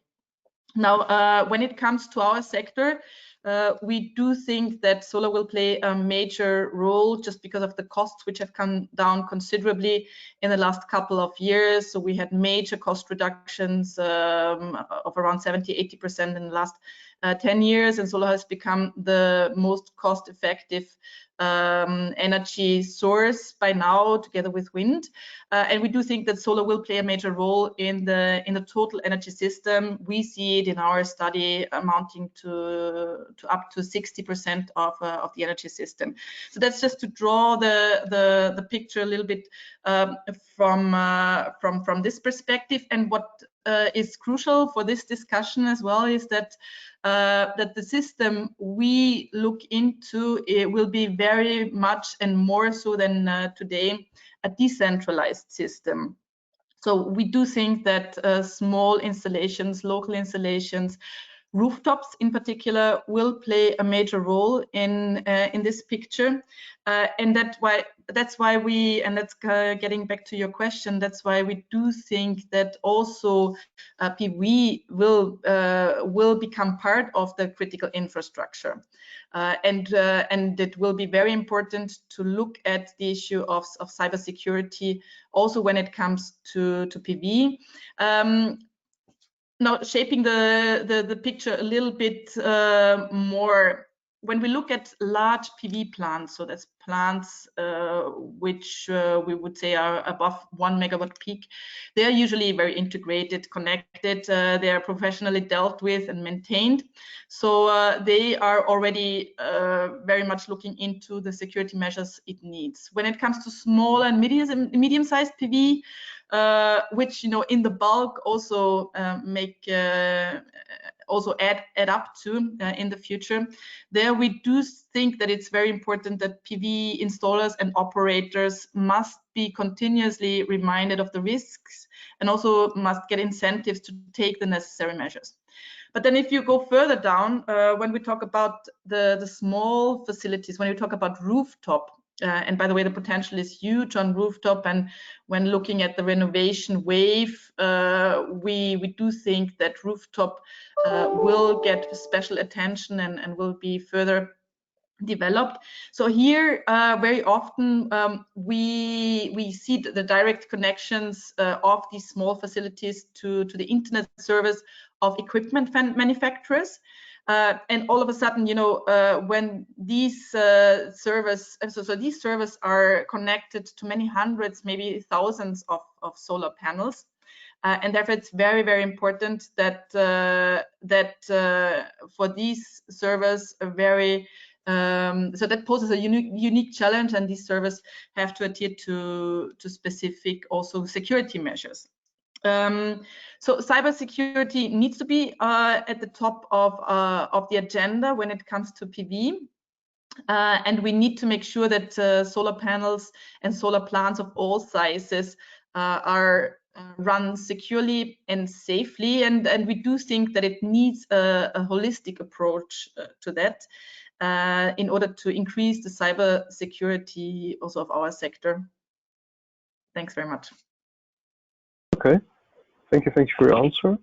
So I would like to switch now to the main topic of this session, which is data sharing, and in particular, as first topic, the sort of technical information sharing on vulnerabilities and incidents that also Jeff Montagne talked about in the previous presentation. So we see a lot of discussion about what the right model is for information sharing. So for instance, the NES directive has mandatory sharing for government agencies. For the network coders discussion, should it be mandatory, voluntary, should it be government or private, should it be national or directly to an EU agency? Questions, what do you think is the right model? Maybe starting with Gregor Boyer. Yes, hello. That is a real problem now, and that is one of the reasons the network code is required. There are few aspects of the problem. One is that national law very often limits any vulnerability or incident sharing directly. Yeah. So that is number one. Second, the NIS directive regulates and local law based on this directive that this information should be passed through national centers. Third, there is a third, let's say, dimension of this problem is that it was already said today that these different sectors have different priorities and different approach to the cybersecurity. There is a big difference between incidents and cybersecurity in electricity or energy sector, and the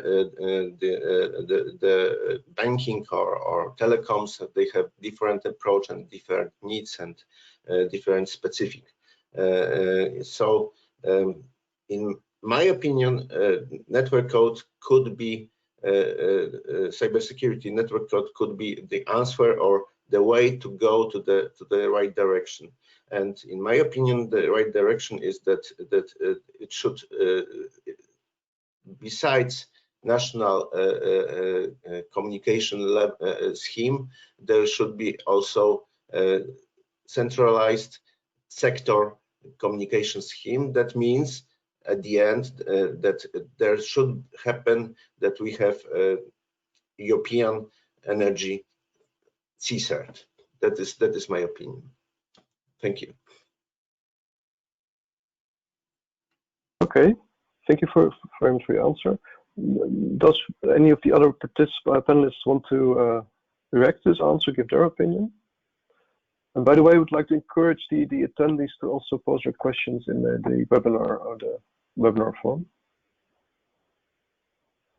Mr. Walburga first. Thanks. So indeed, I mean, the picture I was drawing is the picture where we do think that decentralization will play a more important role in the future. Having said that, the systems will become much more interlinked even than we have this interlinking today. So that's why we do think that it's very important to share knowledge and also to share knowledge on incidents. So we do believe that it would be very important to have a central incident center. The big question is this center doesn't make sense if it's not fed with information. So the huge challenge we see here is how to make everyone feeding incidents into this center and sharing the knowledge, because in the end, no one really wants to admit in the end that he or she has been hacked. So I think this is very important to really get people sharing their knowledge.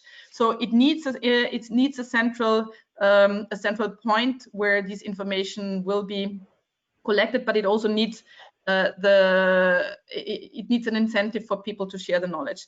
So that goes together with having uniform European specifications, and I do think that the network code would be the right tool to draw up these specifications in order to have some minimum standards which we can all use then in order to share the knowledge and gather the information, which is very critical from my perspective. Okay, thank you. Christian, you also wanted to react? Yeah, I can also only agree to Grzegorz and Walburga. The key, in my point of view, is to create a common level of trust between all the TSOs and DSOs, and that can be bestly achieved by one European energy cert.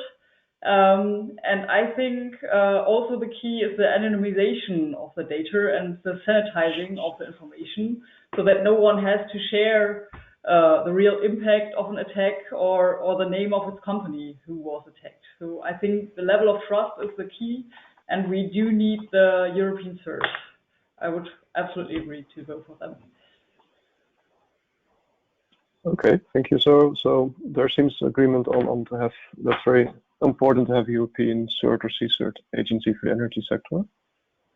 Okay, going back to the difficulties, because we see at the moment that sharing information about incident vulnerabilities is difficult when you want to cross borders. So often information is classified as sort of national security risk and cannot be shared across the member state borders. So what do you think would be a good way to overcome this problem?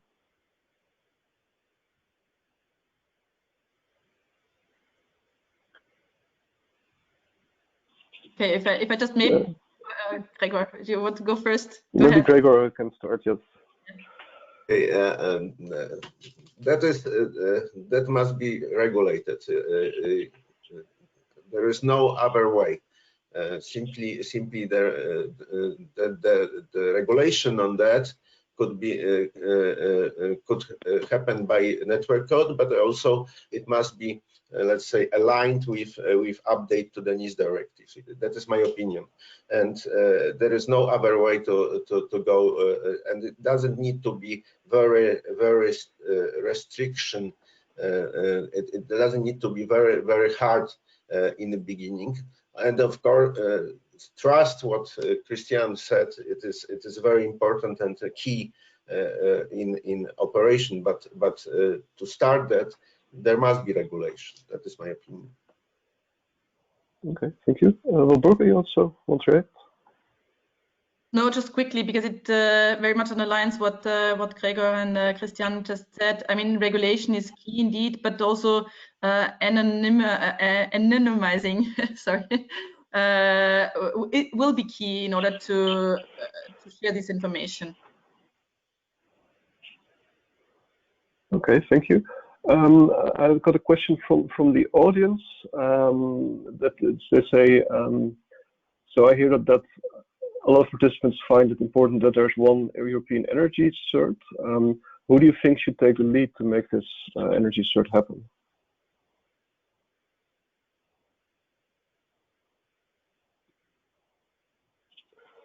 Christian, can I perhaps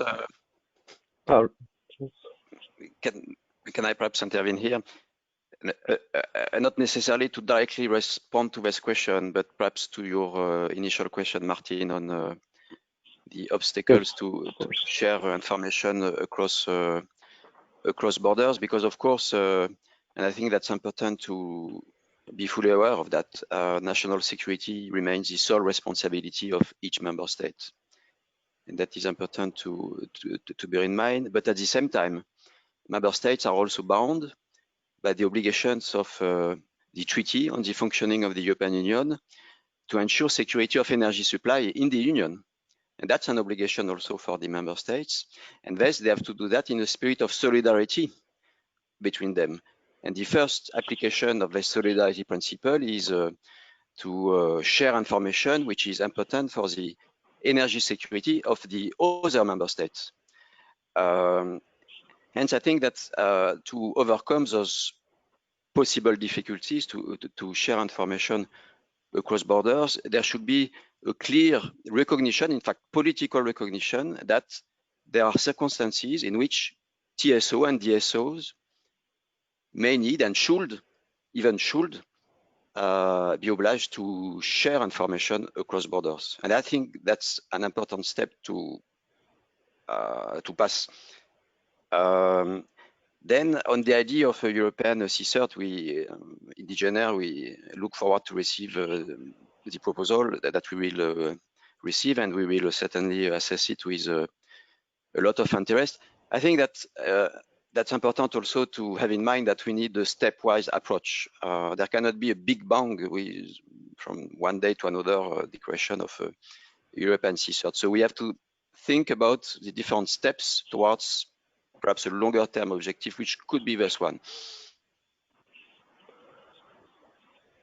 Okay, thank you for that input. Coming back to the question from the audience, so who should take the initiative for an energy CERT or CSIRT organization? And Cristiano, Gregor, could you sort of give the view of that from the drafting team? Yeah. One thing we suggested in the drafting team was a combined initiative from the future EU DSO and the ENTSO-E entity to build up this cert. So this is one opportunity we discussed in the drafting team. I think it completely makes sense because it's energy based, and we do have the most important DSO and TSO association place there. Okay, thank you. So I think that this addresses the topic of sharing incident and vulnerability information. Maybe another way that data sharing is getting more important is the sort of operational data sharing. So sharing operational data between TSOs and DSOs, or TSOs and generators to operate the grid, to balance the grid, to solve the congestions. We see that there are more and more connections being made by parties, and that more and more data is being exchanged. how can we reduce risk of cyber attacks over these new connections, and how can we get to the minimum level of trust throughout this sector to have good data sharing? Maybe Gregor, you would like to give a TSO viewpoint? Sorry, you're on mute, I think. Okay. There is a straight method, in my opinion. And what is important, it's not only balancing or congestion management. We are building new and more services for different purposes, for managing, coordinating, reporting, and not yet controlling the European electricity system. So when the number of these services is increasing, of course, the risk is increasing on that. So the method, in my opinion, which is the most important, is to keep this network. First of all, to have it tidy in these interfaces, that have a full control over those interfaces, that we don't lose any control on those interfaces and services. Of course, monitor them as well. But the key point, in my opinion, is to have a very secure and separated and segmented network for doing these services, and that happens. In fact, we do some solutions which are being built now for having one platform for communication between those services and cross-border services. That is, in my opinion, few different let's say solutions, but this number one is to have it separated from the outside world. Okay, thank you. Maybe Remy, also the Commission view on creating this minimum level of trust. How do you see that?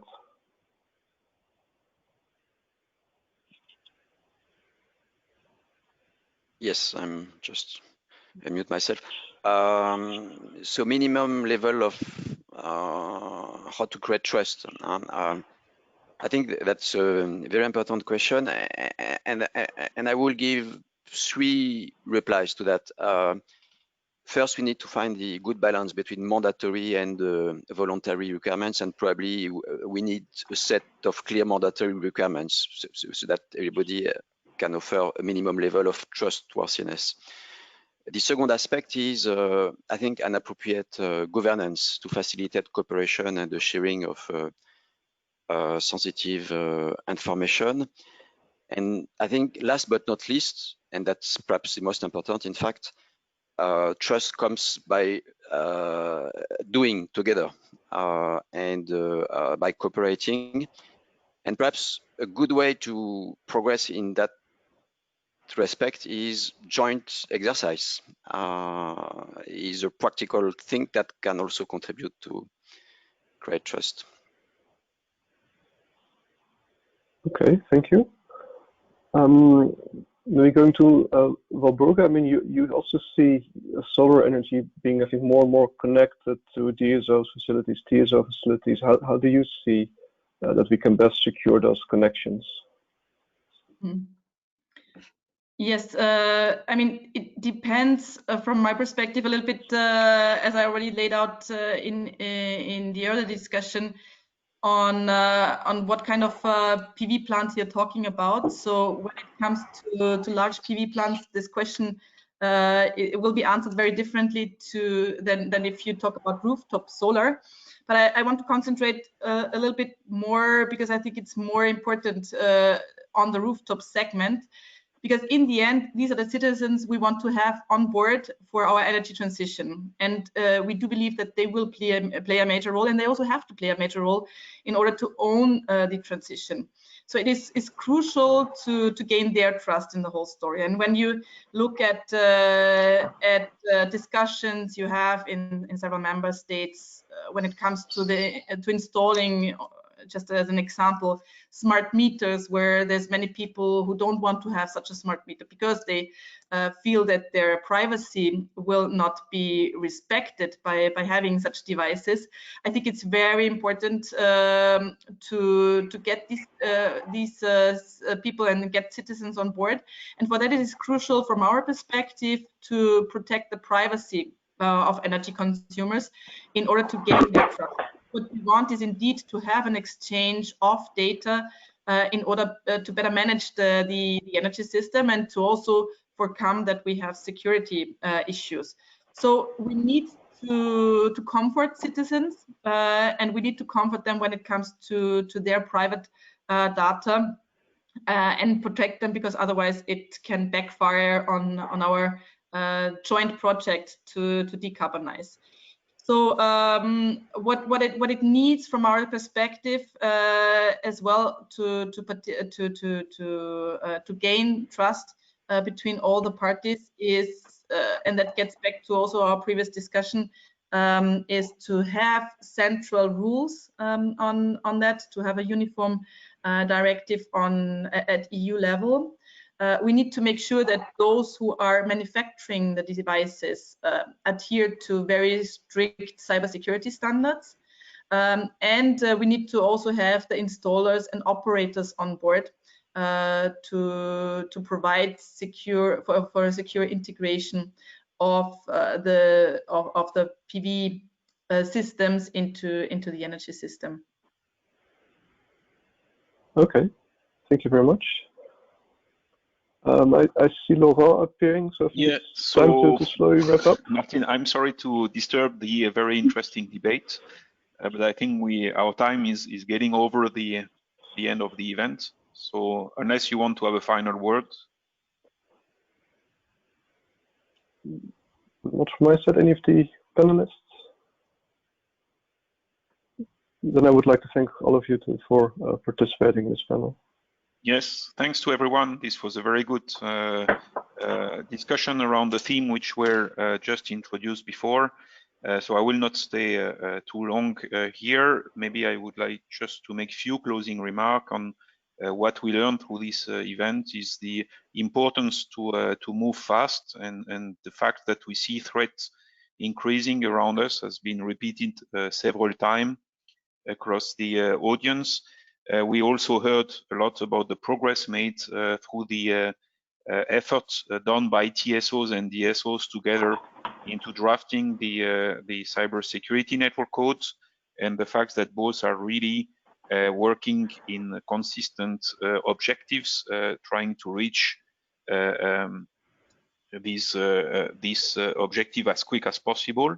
And last but not least, we also heard through the last sessions and panels ways to further share information related to incidents as well as threats, and with the emerging view through the panels that there should be somewhere a central place established for the energy sectors at European level, where the participants, great operators of course, but also we heard from Valburga, also participants into the markets would be able to share further information on incident and threats. So thanks to all of you for having joined this webinar. I hope you enjoyed it as much as I did. I think this further illustrates the need to develop our relationship between TSOs and DSOs in that space, and continues our efforts, hence the importance to have these events organized regularly between ENTSO-E and ENTSO, and as well as ENCS. And I wish you a good afternoon and a good end of the week. Thank you very much. Bye-bye.